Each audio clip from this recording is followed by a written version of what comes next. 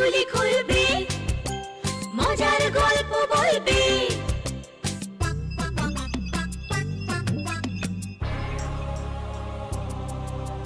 গা ছমছম কি হয় কি হয়, কখনো মজার কখনো বা ভয়। গা ছমছম কি হয় কি হয়, কখনো মজার কখনো বা ভয়।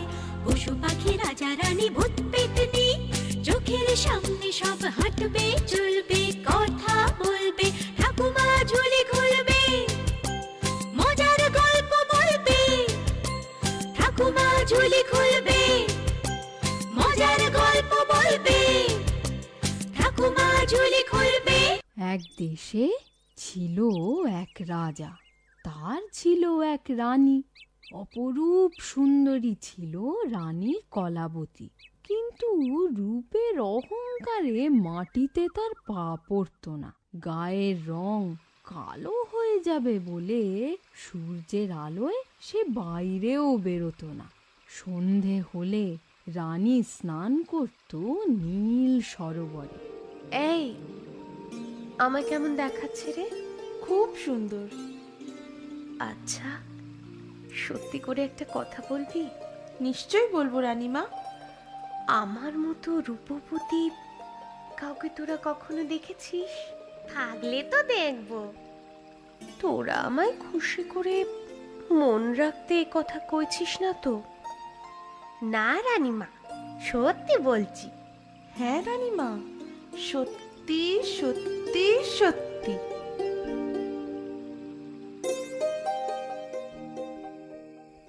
জানেন মহারাজ, দাসীরা আমাকে কি বলে? কি বলে রানী?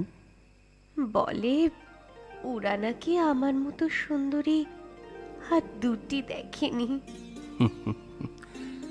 আর তুমি কি বলো? কি জানি, নিজের রূপের কথা নিজ মুখে আর কি বলবো বলুন।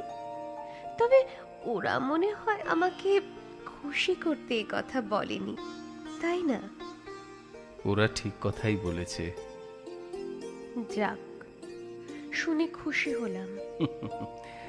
আমিও কিন্তু তোমায় খুশি করতে এ কথাটা বলিনি রানী কলাবতী, সত্যি কথাই বলেছি। তাহলে আরো খুশি হলাম। ওলো, তোরা দেখ না সূর্য ডুবেছে কিনা। হ্যাঁ রানীমা, সূর্য ডুবে গেছে। এবার নীল সরোবরে নাইতে যাই। হ্যাঁ রানীমা, চলুন। রূপবতী রানী আমি, কলাবতী নাম, সব থেকে সুন্দরী নিজে জানলাম। আমায় দেখে লজ্জা পেয়ে ফোঁটা কলি যাই শুকিয়ে। রূপসী নেই আমার মতো খুঁজে দেখলাম। রূপবতী রানী আমি, কলাবতী নাম। ইস, ছি ছি ছি ছি ছি ছি, চাঁদটা কি কুৎসিত! মা গো, সারা মুখে কি সব বিচ্ছিরি দাগ! ওই পোড়া মুখ লোককে কোন মুখে দেখায় কে জানে। আমি হলে তো জলে ডুবে মরতাম। রানীমা, আপনি নাইবেন না? কি করে নাইবো বলতো? এই বিদঘুটে চাঁদের ছায়া এই নীল জলে পড়ে জলটাই নোংরা করে দিয়েছে। মেঘ ভাই, মেঘ ভাই, মনে বড় কষ্ট পাই। তুমি আমায় ঢেকে দাও, তোমার বুকে মুখ লুকাই।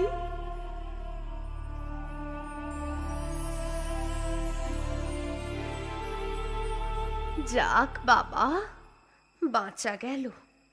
এবার মনের সুখে নাইতে পারবো।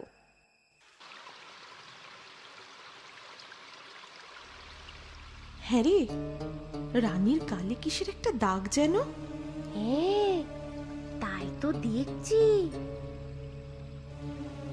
তোরা কি বলা বলি করছিস রে? কই কই, কিছু না তো রানীমা। আমরা বলছিলাম বেশ অন্ধকার, চাঁদ ডুবে গেছে কি না? চাঁদ ডুবেছে তো কি হয়েছে? আমার রূপে বুঝি আলো নেই? চল প্রাসাদে চল ফিরে।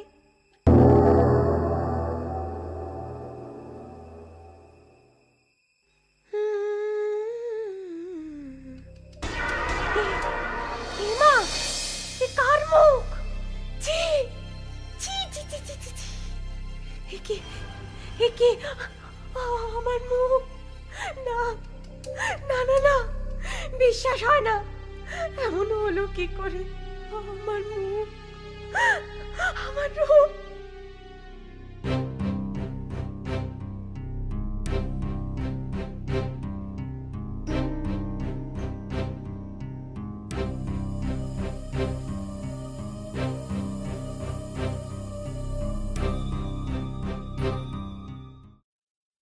মহারাজ, মহারাজ, আপনাকে একটু অন্দরমহলে যেতে হবে। কেন, কি হয়েছে? মহারাজ, রানীমা, মানে আমাদের রানীমা কেমন যেন করছেন। কেমন যেন মানে? কি করছেন? মন্ত্রী, পরিষ্কার করে কথা বলবে তো। আগে আপনি বরঞ্চ নিজেই গিয়ে দেখুন মহারাজ। কি হয়েছে রানী? সে কি, কাঁদছো কেন? আমার সারা মুখ কুৎসিত কুৎসিত কালো দাগে পড়ে গেছে। সে কি, কেন? দেখি দেখি, তোমার হাতটা সরাও রানী, দেখি দেখি দেখি কেমন দাগ। দেখলে আপনি শিউরে উঠবেন। ঠিক আছে, তুমি কোনো চিন্তা করো না, আমি এক্ষুনি রাজবৈদ্যকে ডাকছি। বলুন রাজবৈদ্য, কিভাবে কিভাবে এই দাগ দূর হতে পারে? উপায় বড় কঠিন মহারাজ। এই দাগ দূর করার ওষুধ আপনার কাছে নেই? না মহারাজ, ঠিক কাছে নেই, তবে তৈয়ার করতে হবে। যে 3টে উপকরণে এ ঔষধ তৈয়ার হবে তা পাওয়া বড় দুঃসাধ্য। যতই দুঃসাধ্য হোক, রানীর মুখে হাসি ফেরাতে আমি সমস্ত কিছু করতে প্রস্তুত। ঠিক আছে, তাহলে শুনুন মহারাজ।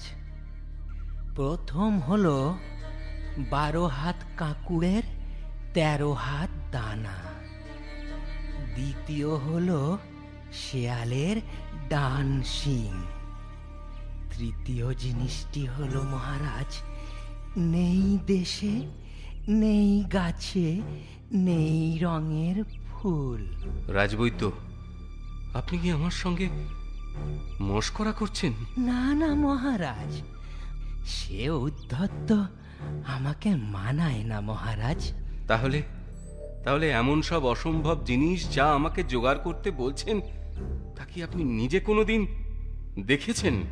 আগে না মহারাজ। তবে আমি পুঁথিতে পড়েছি, কিন্তু আমার বিশ্বাস পুঁথিতে যখন এর উল্লেখ আছে তাহলে তা নিশ্চয়ই আছেও। ঠিক আছে মন্ত্রী, কোটাল, সেনাপতি আর তুমি নিজে 3টে সামগ্রী আনার দায়িত্ব নাও। 1 মাসের ভিতর আমার 3টে সামগ্রী চাই। যথাজ্ঞা মহারাজ। চলো রানী, উদ্যানে ঘুরবে চলো। না, এ মুখ আমি কাউকে দেখাবো না। দেখো, 1 মাস তো হতে চললো। 1-2 দিনের ভিতর মন্ত্রী, সেনাপতি, কোটাল সবাই এসে পড়বে। কেউ আসবে না, কিছু পেলে তবে তো আসবে। রাজবৈদ্য এর ওষুধ জানেন না বলে নিজের পিঠ বাঁচাতে এসব আনতে বলেছেন। না না না রানী, না, এ তোমার ভুল। এভাবে ভরসা হারিও না। ভরসা পাওয়ার মতো কোনো আশা তো দেখছি না মহারাজ। কিন্তু আমি তো আশা ছাড়িনি রানী, আমি তো আশা ছাড়িনি। তবে কেন, কেন তুমি এইভাবে ভেঙে পড়ছো? বলো কোটাল, তুমি যে আনতে গিয়েছিলে, পেয়েছো? আগে না মহারাজ, কি বলছো, কি বলছো কি? তাহলে ফিরলে কেন? আমি বহু ঘুরেছি মহারাজ, বহু দেশে গেছি, ও জিনিস হয় না মহারাজ। তবে তবে তবে কি? আমি এক জ্ঞানী পাথরের দেখা পেয়েছি। জ্ঞানী পাথর? হ্যাঁ মহারাজ, সে পাথর মানুষের মতো কথা বলে, সবাইকে জ্ঞানের কথা শোনায়। শোনো কোটাল, তোমার রাজাকে গিয়ে বলো রানী কলাবতীর মুখে যে দাগ আছে তার একটি দাগ মুছে যেতে পারে যদি রানী মনে করে তার থেকেও সুন্দর পৃথিবীতে কিছু আছে। রানীর থেকেও কিছু সুন্দর থাকলে তবে না রানী তা ভাববে। তুমি কোনো কাজের নও, তোমাকে আমি বরখাস্ত করলাম। ওই তো সেনাপতি এসেছে, দেখি দেখি সে কি বলে। কি সেনাপতি, শিয়ালের শিং কোথায়? আগে আমায় ভুল বুঝবেন না মহারাজ, যেখানেই গেছি শেয়ালের শিংয়ের খোঁজ করতে লোকে আমায় পাগল বলেছে মহারাজ। শেয়ালের শিং হয় না মহারাজ। তবে কি? আমি এক জ্ঞান বৃক্ষের সাক্ষাৎ পেয়েছি। সে বলল, শোনো সেনাপতি, তোমাদের রানীমার মনে যদি নির্মল আনন্দ হয়, যে আনন্দে চোখে জল আসে, তাহলে তার মুখের একটি দাগ মুছে যাবে। রানী এমনিতেই মনের দুঃখে কাতর, তার মনে আনন্দ আসবে কি করে? তুমিও কোনো কাজের নও, তোমাকেও আমি বরখাস্ত করলাম। মহারাজ, মন্ত্রী মশাই এসেছেন। মন্ত্রী নিশ্চয়ই খালি হাতে ফেরেনি। মহারাজ, নেই গাছে নেই রঙের ফুল আনার জন্য নেই পাত্রের প্রয়োজন।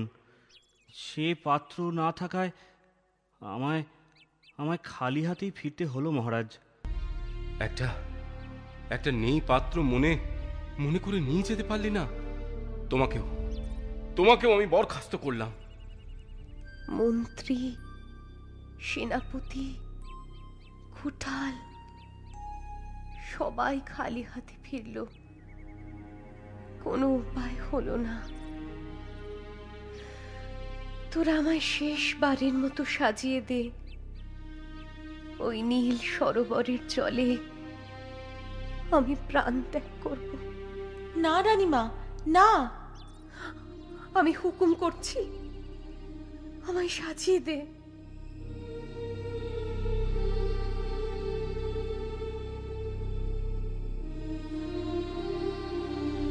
বাহ, কি সুন্দর দৃশ্য!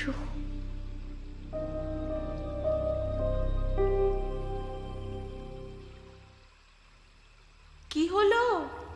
কাঁদছো কেন গো রানী কলাবতী, মনের দুঃখে?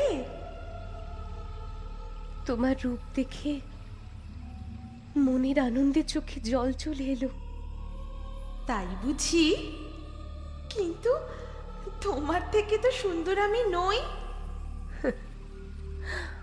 আমি আর সুন্দর কোথায়? কোথায় তুমি আর কোথায় আমি?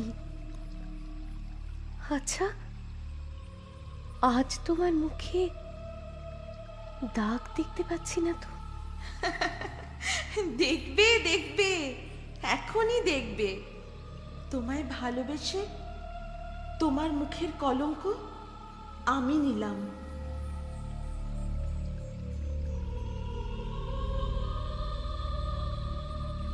রানী, আজ তুমি জলে নামবে না?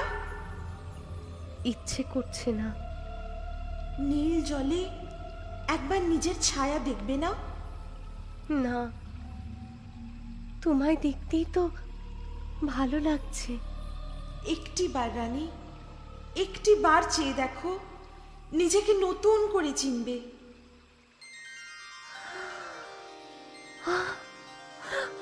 আমার আমার মুখের কলঙ্ক। রানী কলাবতী, আর তোমার কলঙ্ক নেই। তোমার সব কলঙ্ক আমি ফিরিয়ে নিয়েছি।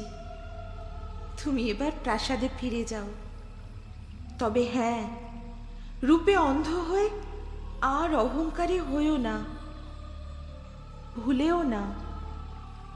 জেনে রেখো, মানুষ রূপে নয়, গুণেই সুন্দর হয়। কেমন?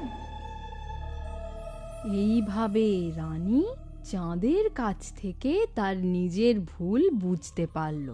নিজের রূপ নিয়ে যে মিথ্যা অহংকার তার মনে বাসা বেঁধেছিল তা চিরতরে দূর হয়।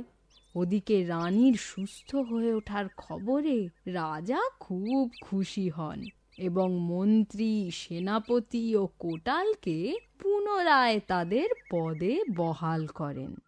আমার কথাটি ফুরলো, নোটে গাছটি মুড়লো।